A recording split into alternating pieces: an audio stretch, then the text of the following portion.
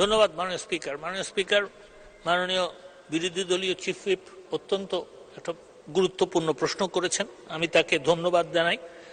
প্রথম কথা হচ্ছে যে মামলার জট বেড়েছে সঠিক, এবং তার সাথে সাথেও কিন্তু আমরা আদালত সৃজন করে এবং বিচারকের সংখ্যাও বাড়িয়েছি, এবং এখনো যেটা আগে কখনো হয় নাই মাননীয় স্পিকার, সেটা হচ্ছে যে আগে কখনো আপনার বিচারকের পদ শূন্য হওয়ার আগে বাংলাদেশ জুডিশিয়াল সার্ভিস ক্যাডারে পরীক্ষা নিয়ে তার একটা রিজার্ভ বিচারকের ব্যবস্থা ছিল না। এখন কিন্তু আমরা সেটা করি যাতে কোনো বিচারক অবসরে গেলে সেই পদটা যেন খালি না থাকে, তড়িৎ যেন আমরা সেখানে বিচারক দিতে পারি।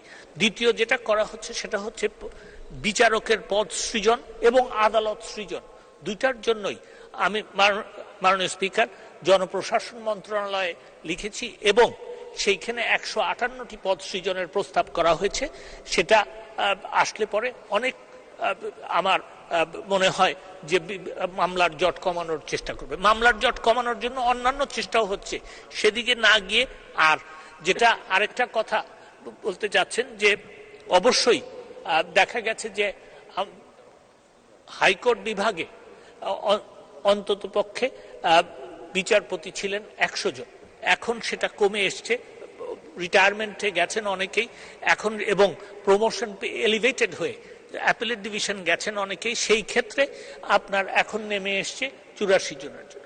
আমি যেটা এই সংসদকে বলতে পারি এতটুকু যে মহামান্য রাষ্ট্রপতি তার সাংবিধানিক ক্ষমতা ব্যবহার করে খুব শিগগিরই হাইকোর্ট বিভাগে বিচারপতি নিয়োগ দিবেন। আমি সঙ্গে সঙ্গে আরেকটা কথাও মাননীয় চিফ হুইপকে আপনার মাধ্যমে বলতে চাই যে বিচারপতি নিয়োগের জন্য আইন যেটা করার সেটাও কিন্তু আমরা প্রায় শেষ করে এনেছি, এবং এই দ্বিতীয় পদক্ষেপ যেটা আমরা নিচ্ছি সেটা হচ্ছে যে এই হাইকোর্টের বিচারপতি নিয়োগের ব্যাপারে যে আইনটা, সেটা স্টেক হোল্ডারদের সাথে আলাপ করার জন্য খুব শিগগিরই একটা সময় এবং তারিখ দেওয়া হবে। ধন্যবাদ মাননীয় স্পিকার।